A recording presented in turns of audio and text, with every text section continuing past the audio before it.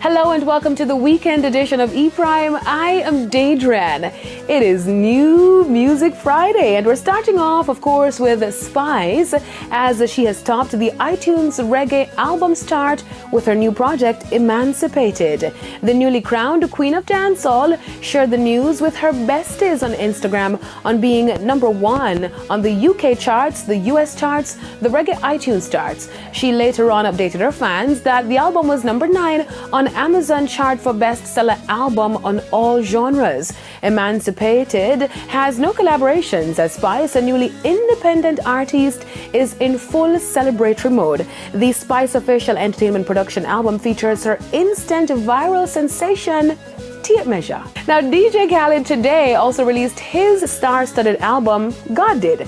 The album is trending number 1 on Twitter and is currently number 1 on the US Apple Music chart.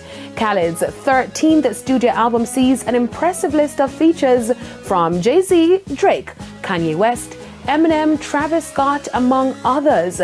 Jay-Z joins Lil Wayne, Rick Ross, John Legend, and Friday on the title track. The lead single, Staying Alive, has Drake and Lil Baby.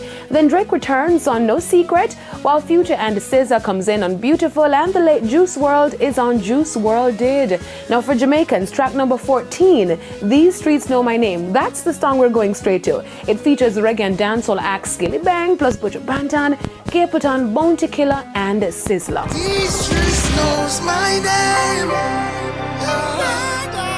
These legs knows my pain. Yeah. Skip Marley today dropped his song Jane featuring Afrobeat sensation Ira Star. The young Marley has been teasing the single for days leading up and last night posted, quote, "This song is really about finding that thing in your life to keep you balanced and free from stress. I hope the song brings you positivity," end quote. And as Skip would say, what a vibe with Jane.